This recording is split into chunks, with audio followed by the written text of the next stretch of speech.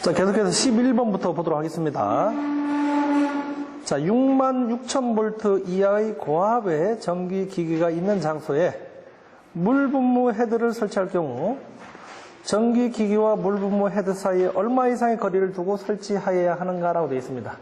자, 물분무 소화 설비는 자, 무상으로 이렇게 분무가 되기 때문에 이제 전기 화재에도 이제 적용이 된다 했죠.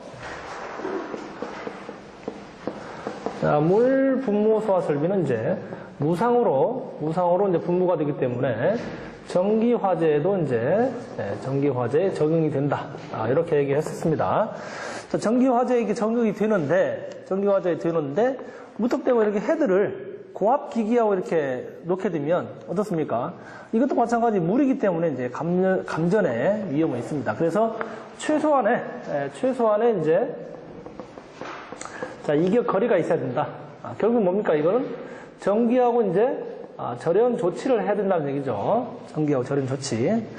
자, 이렇게 해서 이제 66,000V 이하가 있는데, 여러분들은 이제 대략적으로 이제 이거는 이제 객관식 문제이기 때문에 대략 그 근처. 자, 이제 66,000V를 이제 킬로볼트로 하게 되면 이제 66kV가 됩니다. 66kV.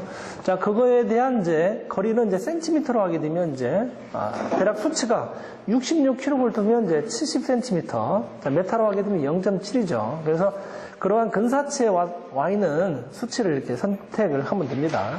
그래서 이제 66,000V는 이제, 0.7m. 자, 가번이 되겠죠, 가번. 자, 나번 같은 건 1.1m다. 자, 1.1m 같은 경우는 이제 11만 볼트, 대략적으로 11만 볼트가 이제 해당이 되겠다.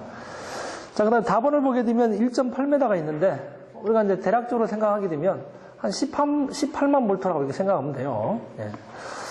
자, 그 다음에 라번을 보게 되면 이제 2.6m이기 때문에 이제 대략 27만 5천 볼트 이하가 이제 2.6m가 되겠습니다. 자, 그래서 답은 가번이 되죠. 다음 12번. 포소화 설비용 송수구의 설치에 대한 설명에 다 틀린 것은 되어 있습니다. 자, 여기서는 이제 포소화 설비용 송수구입니다. 포소화 설비 송수구. 네. 우리가 이제 여기는 뭐 일반적인 이제 옥내소화전이든 오기소화전이든 여기에 해당되는 그러한 송수구가 아니고 여기는 이제 포소화 설비의 이제 포에 대한 송수구가 되죠. 결국 뭡니까? 포소화전에 해당되는 포소화 설비가 송수구가 되겠습니다. 송수구. 자, 이거 송수구 같은 것은 이제 어떻습니까? 소화 설비에다가 그러니까 즉 뭡니까? 포소화 설비에다가 소화 활동을 이제 포수용액을 이제 공급하기 위해서 포수용액입니다. 포수용액을 공급하기 위해서 이제 벽이나 이제 외벽에 이렇게 설치하는 그런 관을 우리는 이제 송수구라고 하죠. 자, 가번을 보게 되면 송수구는 소화 작업에 지장을 주지 않는 장소에 설치해야 된다. 그렇죠? 송수구는 반드시 이제 소화에 이제 지장이 없는 곳에 이제 설치를 해야 됩니다. 자, 송수구는 송수 압력 범위를 표시한 표지를 설치한다. 반드시 이제 송수구에는 송수 압력 범위를 표시를 해야 됩니다. 그래서 소방차가 와서 여기에다가 이제 송수구에다가 이제 연결시킨 다음에 이제 포수용이 방출이 돼야 되기 때문에 반드시 이제 송수 압력 범위를 이제 표지를 해야 된다라는 것. 다음 답은 송수구는 구경 40mm 이상의 쌍구형으로 설치한다 있는데, 자, 송수구는 우리가 기본적으로 소화설비 송수구는 이제 65mm입니다. 65mm 이상, 65mm 이상이고 이제 쌍구형으로 한다. 쌍구형. 40mm 송수구는 없다. 방수구는 있는데 송수구는 이제 기본적으로 65mm 이상이 되겠습니다. 자, 그럼 틀린 답은 이제 12번의 답은 이제 다번이네요. 자, 그 다음에 라번을 보게 되면 송수구는 자동 배수 밸브는 송수구의 자동 배수 밸브는 배수로 인하여 피해를 주지 않는 장소에 설치한다라고 되어 있습니다. 그래서 자, 이것도 마찬가지 이제 그 포소화 설비이기 때문에 물하고 이제 섞여 있기 때문에 반드시 송수구하고 이제 그 체크 밸브 사이에는 이렇게 송수구가 있고 송수구 체크 밸브 이렇게 사이에는 반드시 뭘 설치한다? 자동 배수 밸브를 설치해야 되죠. 네. 송수구와 체크 밸브 사이에는 반드시 자동 배수 밸브를 설치해야 되는데 이 자동 배수 밸브는 어떻다? 배수로 인해서 피해를 주지 않는 장소에 이렇게 설치를 해야 되겠죠. 자, 그래서 12번의 답은 이제 답원입니다. 자, 13번 보겠습니다. 자, 스프링클러 설비 배관에 대한 설명으로 틀린 것은 되어 있습니다. 자, 가번을 보게 되면 성능 시험 배관은 펌프의 토출축에 설치된 체크밸브 이전에 분기한다라고 되어 있어요. 자, 펌프의 성능 시험 배관을 보게 되면 간단하게 보게 되면 자, 이렇게 저수조에서 이제 이렇게 이제 가압송수 장치 펌프를 이용해서 이제 이렇게 배관이 이제 연결이 되고 이렇게 연결될 때 자, 여기 펌프 출구층에는 이제 체크 밸브가 하나 들어가고 이제 여기 개폐 표시형 개폐 밸브가 들어가지. 개폐 표시형 개폐 밸브가 들어가는데 자, 우리가 이제 실제적인 그 성능 시험 배관 연결은 여기 체크 밸브 여기서 연결합니다. 이렇게. 자, 밸브 연결하고 플로메타 연결하고 이렇게 이제 밸브가 이렇게 연결이 되는데 자, 우리가 이제 일반적으로 이제 시공을 할 때는 이 체크 밸브 이전에서 이렇게 성능 시험 배관을 이게 이제 성능 시험 배관이지. 성능 시험 배관을 이제 연결을 하는데 우리가 이제 국가 화재 안전 기준 법상으로는 여기 개폐 밸브 이전에서 성능 시험 배관을 이제 연결하도록 되어 있습니다. 자, 그래서 가본은 체크 밸브 이전에서 분기한다로 되어 있기 때문에 가본이 틀렸습니다. 이거 혼동하기 쉬운데 실제적인 그림상으로 그릴 때는 이렇게 그림을 그리는데 화재 안전 기준에서는 밸브가 주기 때문에 개폐 밸브 이전에서 분기를 해서 성능 시험 배관을 연결한다라고 이렇게 기억을 해야 됩니다. 자, 여기에서 이제 요 앞쪽에 이거 성능 시험 배관인데 저 앞쪽에는 밸브를 설치하는데 이제 개폐 밸브를 설치한다 했죠. 개폐 밸브. 자, 게이트 밸브입니다. 개폐 밸브를 설치하고, 그 다음에 유량계 붙이고, 그 다음에 뒤쪽에 있는 밸브는 유량 조절 밸브를 붙인다 했죠. 유량 조절 밸브. 유량 조절 밸브를 붙인다. 이렇게 보시면 되겠습니다. 그 다음에 이제 요거 앞쪽에 이제 그 밸브하고, 이제 유량계 요 사이는 이제 광경이 예를 들면 광경이 D라고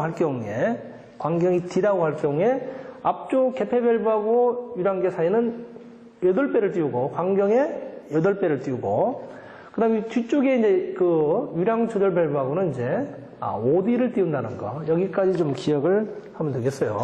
그래서 유량계를 붙이는데 앞쪽에 개폐 밸브에서는 이제 요 광경에 8배를 띄우고 요 뒤쪽에서는 이제 5D를 띄운다. 5D. 자, 여기까지 좀 기억을 하시고 그 다음에 이제 그 성능 시험 배관에 이제, 우리 전격 토출을, 성능 시험 있죠? 펌프의 성능 시험은 우리가 성능 곡선을 보게 되면, 자, 이제 펌프의 성능 시험을 보게 되면,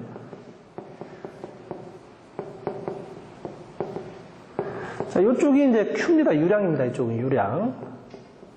자, 단위는 뭐 여러분들이 생각할 때, 뭐 리터 퍼 미너로 해도 상관없고, 큐빅미터 퍼 미너로 해도 상관없습니다.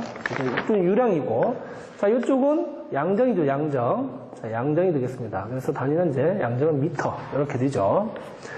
그래서 성능 곡선을 보게 되면, 자, 이렇게 성능 곡선이 되겠습니다. 자, 그래서 여기 이제 저항 곡선이 이렇게 연결되는데, 여기 마주치는 점이 이제, 기본 이제, 운전점, 전격 토출 유량. 자, 이쪽에서, 운전점에서 이렇게 내린 곳은 여기가 이제 전격 토출량이고 여기는 이제 전격 토출량. 자, 그 다음에 이제 이쪽에서 양정쪽으로 마주치는 것은 이제 전격 토출 압력이죠. 전격 토출 압력이 되겠다.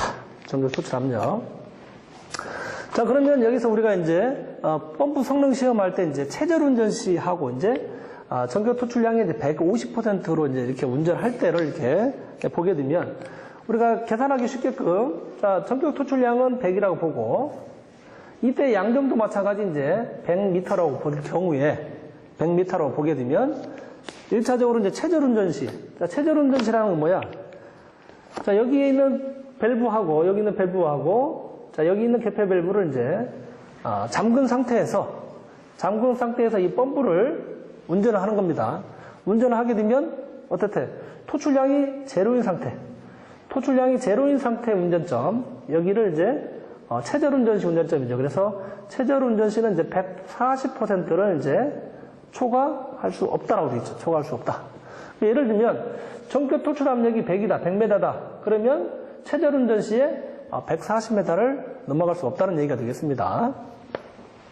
자, 이 조건이 하나 있고, 그 다음에 이제 유량을 이제 전격 토출 유량보다 150%로 이제 유량을 더 많이 보낼 경우에, 자, 그러면 유량을 이 지점에 예를 들면 이제 150이다, 150%다. 자, 유량을 150%로 운전할 때 이때의 압력, 자, 여기 압력은 전격 토출 압력의 이제 65% 이상이 돼야 된다. 전격 토출 압력의 65% 이상이 돼야 된다는 것. 자, 여기까지 좀 기억을 반드시 해주면 되겠고. 자, 여기에서 성능시험 배관에서 이제 한 가지 더 한다는 얘기는 한 가지 더 있는데, 이 유량계죠, 유량계. 자, 여기 유량은 얼마로 하느냐?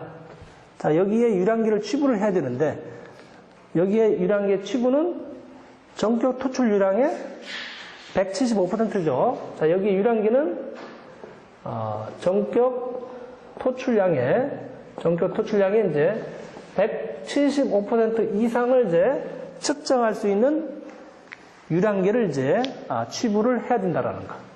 자, 펌프 성능 시험 배관은 이제 이것만 잘 기억하면 되겠습니다. 자, 나번을 보게 되면 습식 스프링클러 설비 또는 부합식 스프링클러 설비의 설비에는 헤드를 향하여 상향으로 수평 주행 배관을 기울기를 500분의 1 이상 이렇게 기울기를 줘야 되겠죠. 그래서 수평 주행 배관은 500분의 1 이상. 그 다음에 가지 배관은 얼마입니까? 가지 배관은 참고로 이제 가지 배관은 250분의 1 이상. 자, 250분의 1 이상의 이제 기울기를 줘야 된다. 자, 나번은 맞고, 다음 4번. 급수 배관에 설치되는 템퍼 스위치는 감시 제어반 또는 수신기에서 동작의 유무 확인을 할 수 있어야 된다. 그렇죠. 반드시 이제 템퍼 스위치로서 이제 밸브가 열려 있는지 닫혀 있는지를 반드시 이렇게 체킹할 수 있게끔 해야 됩니다. 자, 다음은 4번. 주차장의 스프링클러 설비는 습식 유의 방식으로 한다라고 되어 있습니다. 그래서 주차장 같은 경우에 스프링클러 설비는 이제 건식 또는 준비 작동식 스프링클러 설비를 하죠. 그래서 주차장 같은 경우는 이제 그 겨울철에 난방을 하지 않기 때문에 배관의 이제 동파를 이제 방지하기 위해서 건식 또는 준비 작동식으로 대부분 하고 있습니다. 그리고 대부분 이제 준비 작동식 프리액션식을 준비 작동식을 많이 설치하고 있죠. 13번의 답은 가번이 되겠습니다. 자, 그다음 14번. 자, 제연 설비에서 배출 풍도 단면의 직경이 300mm인 경우에 배출 풍도의 강판 두께 기준은 되어 있습니다. 자, 배출 풍도라는 것은 이제 쉽게 얘기하면 덕트로 있죠, 덕트. 덕트가 바로 이제, 배출 풍도는 이제 배출을 하는 덕트가 되겠고. 자, 덕트를 보게 되면 우리가 이제 이렇게 사각형 덕트가 있습니다. 사각형 덕트. 자, 이렇게 사각형 덕트로 대부분 되어 있죠. 자, 사각형 덕트를 보게 되면, 자, 긴 변이 있고 장변이 있고, 긴 변이 있는 지역이 있고, 그 다음에 이제, 단변, 짧은 지역이 있습니다. 장변과 이제 단변이 있습니다. 그 다음에 이제 그 덕트에도 이렇게 사각형 덕트가 있는 반면에 우리가 또 원형 덕트도 있죠. 원형 덕트. 원형 덕트. 자, 원형 덕트 같은 경우는 이제 직경, 직경을 얘기를 합니다. 그래서 사각형 덕트 같은 경우는 이제 장변을 기준으로 하고 원형 덕트 같은 경우는 직경을 기준으로 해서 이제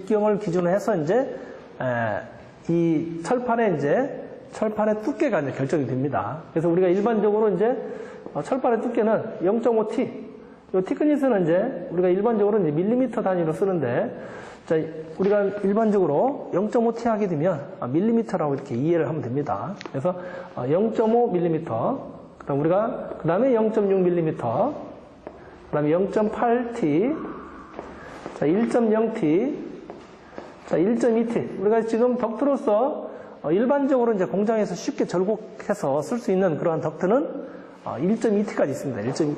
두께는 1.2mm죠.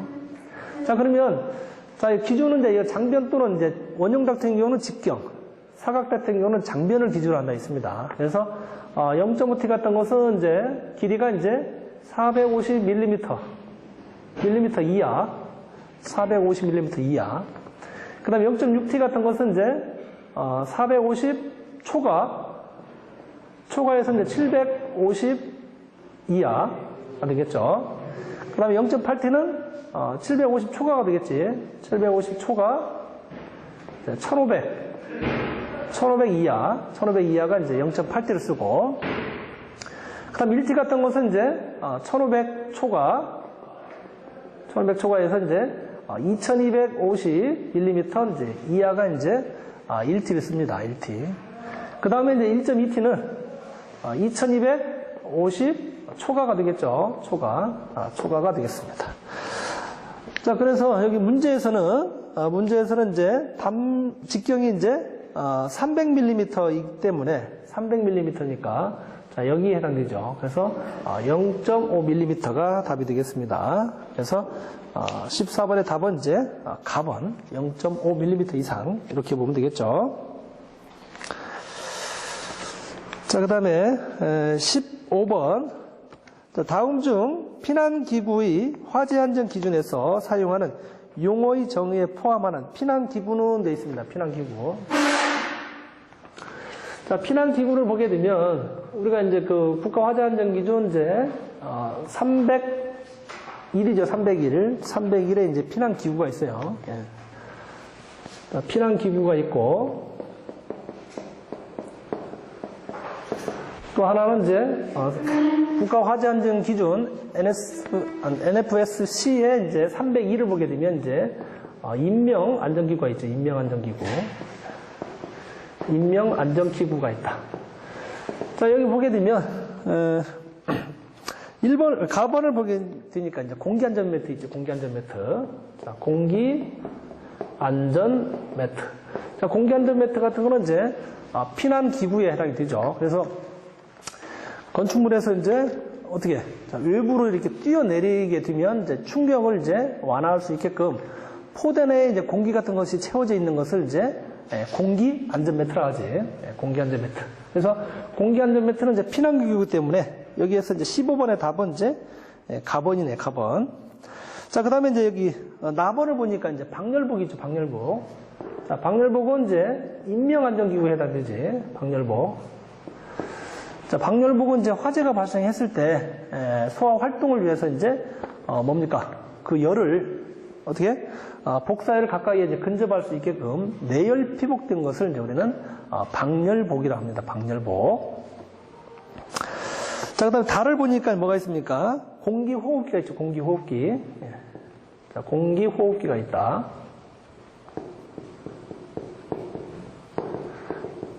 자, 공기호흡기 같은 것은 화재가 발생하게 되면 유독가스가 발생하죠. 유독가스가 발생하기 때문에 그 유독가스를 이제 어떻게 유독가스 중에서 이제 일정 시간 이제 호흡할 수 있게끔 하기 위해서 설치하는 것이 이제 공기호흡기가 되겠습니다. 자, 이거는 이제 인명안전기구에 해당되지. 자, 그 다음에 라를 보니까 이제 인공소생기가 있어요. 인공소생기. 인공소생기도 마찬가지 이제 인명안전기구에 해당된다. 자, 저기 이제 그 인공소생기 같은 것은 이제 호흡 부전 상태. 부전이라는 것은 이제 호흡 기능을 이제 상실한 상태지. 호흡 기능을 상실한 사람한테 이제, 뭡니까? 인공호흡 시에 이제, 이렇게 환자를 이제 보호하는 기구가 바로, 인공소생기가 되겠습니다. 인공소생기. 자, 이렇게 이제 인명안전기구에는 이제 이렇게, 방열복, 공기호흡기, 인공소생기, 이렇게 세 가지가 있습니다. 자, 그러면 피난기구에는 공기안전센터 말고 또 뭐가 있죠? 자, 지하층에 들어가는 피난용 트랩 있죠. 피난용 트랩. 예. 자, 피난용 트랩 같은 것은 사다리하고 좀 비슷하다 있습니다. 사다리하고 비슷한데 발판이 있고 이제 난간대까지 이제 설치되어 있는 것이 이제 피난용 이제 트랩이 되겠다. 자, 그 다음에 뭐가 있지? 자, 미끄럼대 같은 것이 있지. 미끄럼대. 자, 우리 미끄럼대는 다 알 것이고. 자, 그 다음에 이제 구조대가 있다. 구조대. 네. 구조대. 자, 구조대 입구가 이제 이렇게 포대 형식으로 돼서 사람이 이제 그 안에 이제 뛰어내릴 수 있게, 뛰어내리면서 피난할 수 있는 것이 이제 구조대가 되겠다. 구조대. 자, 그 다음에 이제 그 왕관기도 있죠. 왕관기. 자, 왕관기. 한 사람이 이제 피난할 수 있는, 몸의 자중에 의해서 이제 피난할 수 있는 게 왕관기가 있고. 자, 이 왕관기는 이제 계속 연속해서 사용할 수 있는 반면에, 자, 그 다음에 이제 간이 왕관기가 있죠. 간이. 자, 간이 왕관기 같은 것은 이제 연속해서 이제 사용할 수 없는 것이 이제 간이 왕관기가 되겠다. 자, 그 다음에 이제 이 왕관기 같은 것은 이제 한 사람이 이제 피난할 수 있는 그러한 피난 장비인데, 두 사람 이상이 이제 피난할 수 있는 이제 다수인 피난 장비가 있지. 다수인 이제 피난 장비가 있다. 다수인 피난 장비.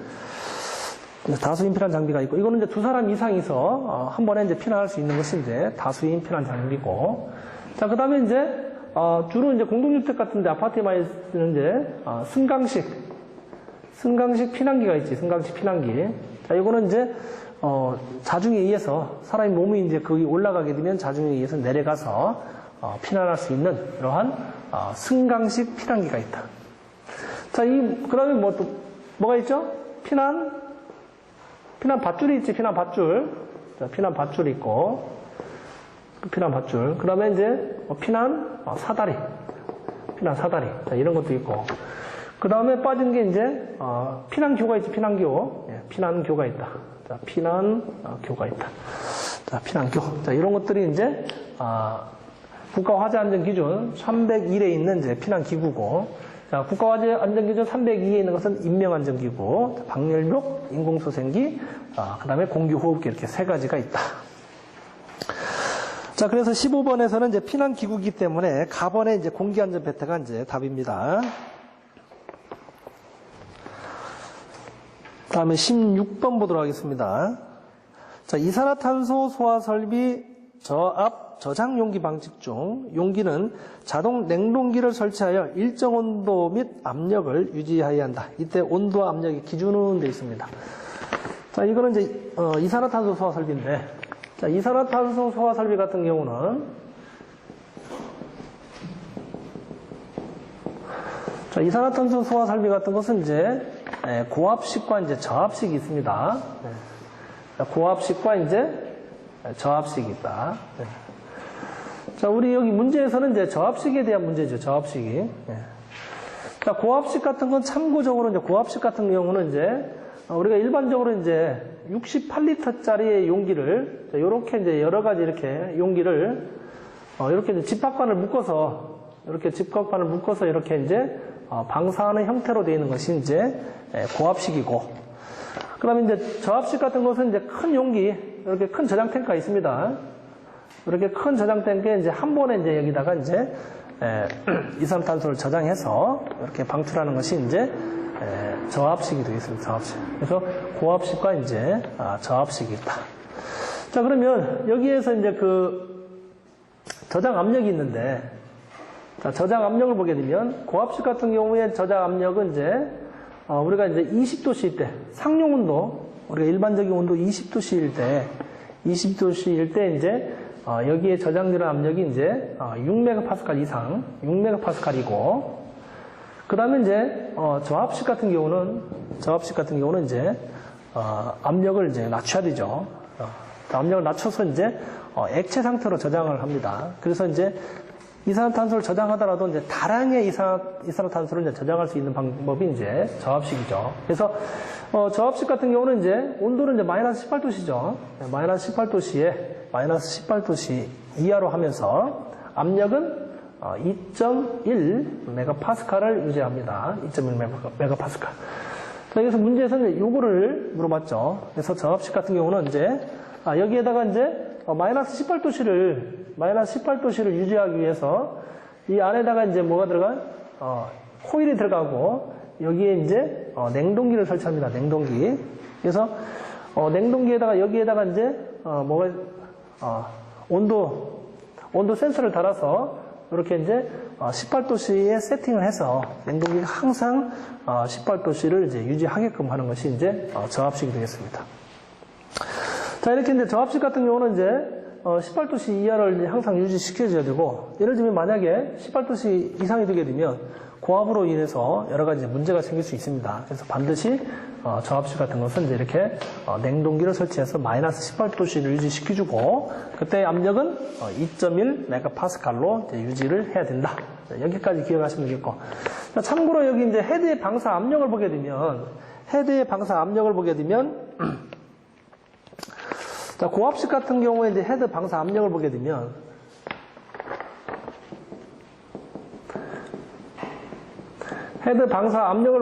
이제 고압식 같은 경우는 이제 2.1 메가파스칼 이상이고, 그다음에 저압식 같은 경우는 이제 1.05 메가파스칼로 이렇게 헤드가 방사가 된다. 이산화탄소가 이제 헤드에서 방사되는 게 저압식 같은 거는 1.5 메가파스칼로 방사가 되고, 자, 고압식 같은 것은 이제 2.1 메가파스칼로 이렇게 방사가 된다라고 이제 여기까지 좀 기억을 해주면 되겠습니다. 자, 여기서는 저압식이기 때문에 나번을 보니까 이제 마이너스 18도씨 이하에서 약 2.1 메가파스칼로 유지된다라고 되어 있죠. 그래서 16번의 답은 이제 나번이 되겠습니다. 다음 17번 보도록 하겠습니다. 자, 대형 소화기에 해당되는 소화약제량으로 옳은 것은 되어 있습니다. 대형 소화기. 자, 우리가 이제 소화기를 보게 되면 이제 소형 소화기가 있고 대형 소화기가 있다 있습니다. 소형 소화기가 있고 대형 소화기가 있다. 자, 여기서는 이제 대형 소화기이기 때문에 대형 소화기의 이제 그 기준을 보게 되면,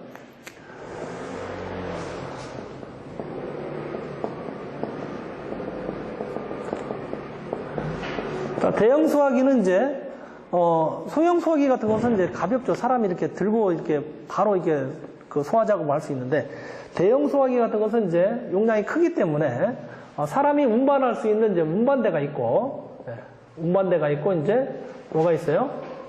사람이 이제 운반할 수 있는 이제 운반대가 있고, 그 운반대에 이제 쉽게 끌고 다닐 수 있게끔 바퀴가 달려있는 것이 이제 대형 소화기가 되었습니다. 그래서 대형 소화기 같은 경우는 이제 우리가 끌고 다니는 그 순수레 같은 거 있죠. 거기에 이제 소화약제 탱크가 이렇게 올라와 있다라고 이렇게 생각을 하면 되겠습니다. 자, 그럼 대형 소화기 기준은 우리가 A급 같은 경우는 몇 단 이상이라 있어요? 자, A급 같은 경우는 이제 대형 소화기 기준이 10단위 이상이라 했죠. 10단위 이상이고, 자, B급 같은 경우는 이제 20단위 이상이 이제 대형 소화기죠. 자, 그런데 여기에서는 요걸 물어본 게 아니고 소화약제별로 이제 대형 소화기 이제 구분을 물어보고 있습니다. 그래서 소화약제별로 보게 되면 이제 자, 포강물, 분할이 이렇게 외우면 됩니다. 포강물, 분할이. 그럼 앞쪽에다가 이제 2, 6, 8, 2, 3, 5 이렇게 적습니다. 2, 6, 8, 2, 3, 5.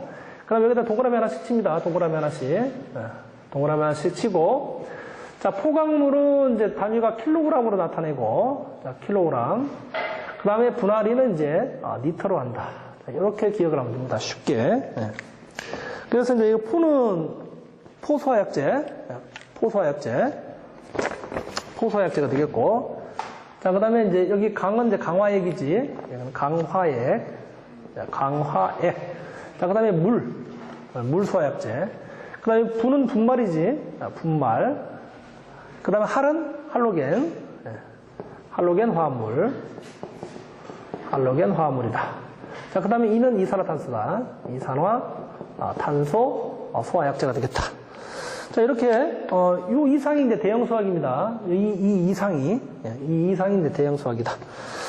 자, 가번을 보니까 이제 강화액이 있습니다. 강화액.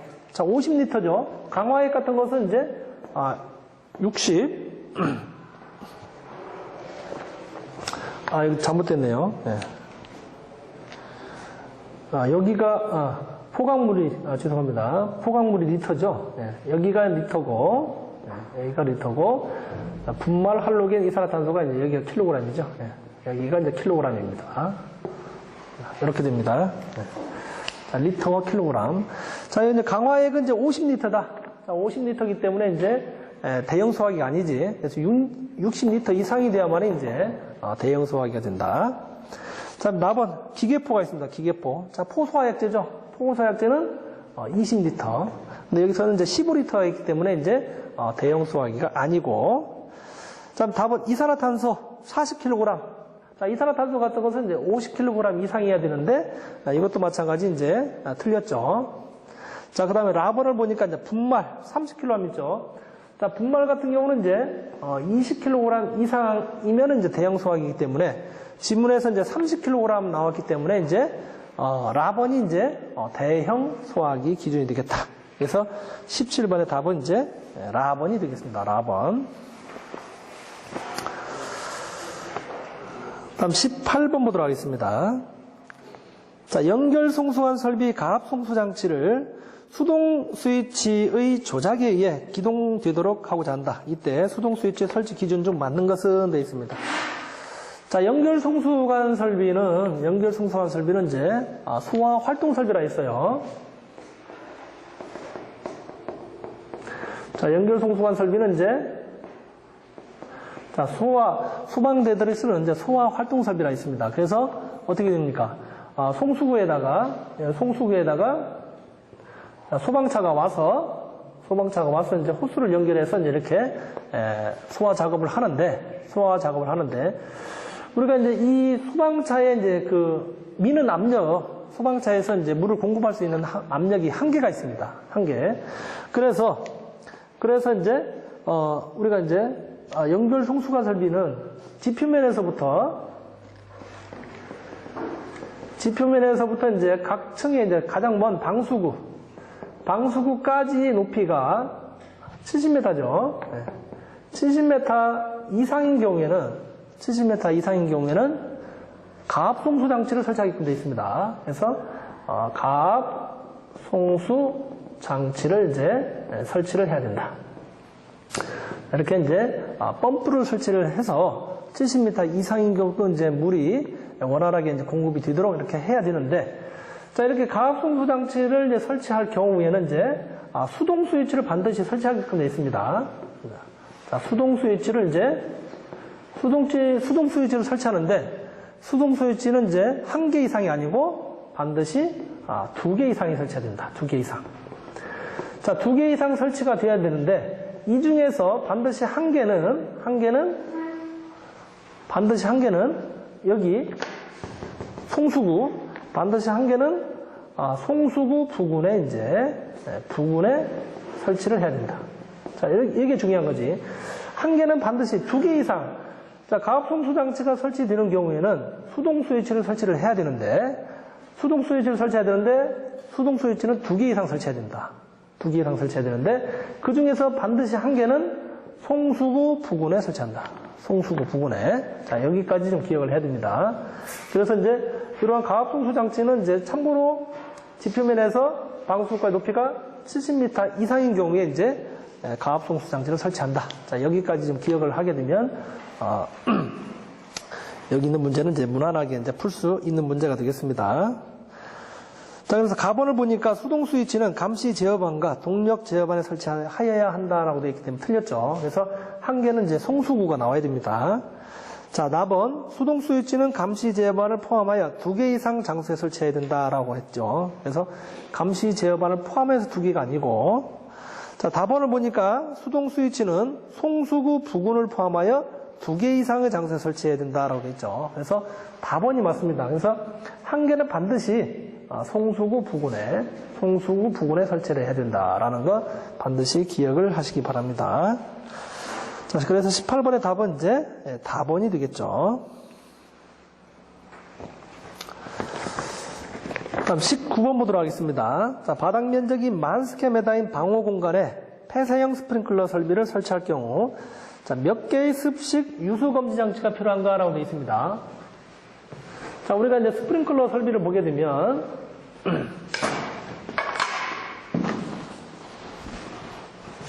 자, 개방형 헤드와 이제 폐쇄형 헤드로 구분이 된다 했습니다. 개방형 헤드와 자, 폐쇄형 헤드하고 이제 개방형 헤드.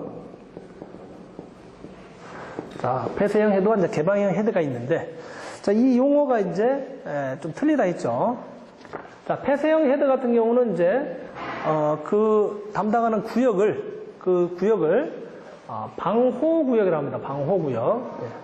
방호구역. 그래서 하나의 유수검지 장치가 이제 감당할 수 있는 그런 구역을 이제 방호구역이라고 하죠. 방호구역.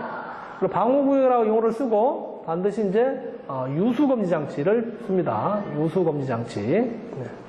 그래서 이제 하나의 유수검지당 방호구역은 이렇게 기준을 주고 있죠. 그러나 개방형 헤드 같은 경우는 어때? 개방형 헤드 같은 경우는 이제 방수구역이라는 용어를 씁니다. 방수구역. 방수구역이라는 용어를 쓰고, 자, 여기도 마찬가지 이제 여기는 이제 폐쇄형 같은 경우는 유수검지 장치를 쓰는데, 개방형 헤드 같은 것은 이제 일제 개방 밸브를 사용하죠. 일제 개방 밸브를 사용한다라고 이렇게 용어가 좀 틀리죠. 그래서 유수검지 장치는 뭡니까? 물의 흐름을 이제 감지를 해서 경보를 발하는 설비가 유수검지 장치인데, 폐쇄형 같은 경우는 유수검지 장치라는 용어를 쓰고, 개방형 같은 경우는 이제 일제 개방 밸브를 쓴다라고 이제 기억을 하시면 되겠죠. 그런데 자, 이렇게 하나의 유수검지 장치가 이제 방호구역이 있는데, 방호구역에 대한 기준이 있죠. 기준. 그래서 하나의 유수검지 장치가 하나의 방호구역은 얼마를 초과하면 안 된다 했습니까? 네? 자, 하나의 유수검지 장치는 하나의 방호구역은 이제 3,000이죠. 3,000 스퀘어미터를 이제 초과할 수 없다라고 되어 있습니다. 3,000 스퀘어미터를 초과할 수 없다. 자, 그런데 이제 개방형 헤드 같은 것은 이렇게 면적으로 하는 게 아니고 헤드 개수랍니다. 헤드 개수로. 그래서 하나의 방수구역은 개방형 헤드 50개 이하로 이렇게 하도록 되어 있죠. 50개 이하로.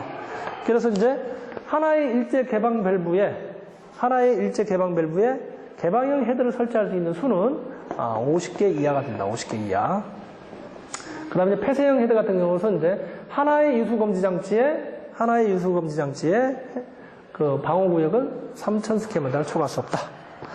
자, 여기서 19번 문제 같은 것은 이제 습식이고 바닥 면적이 이제 많이기 때문에 여기에 해당되죠.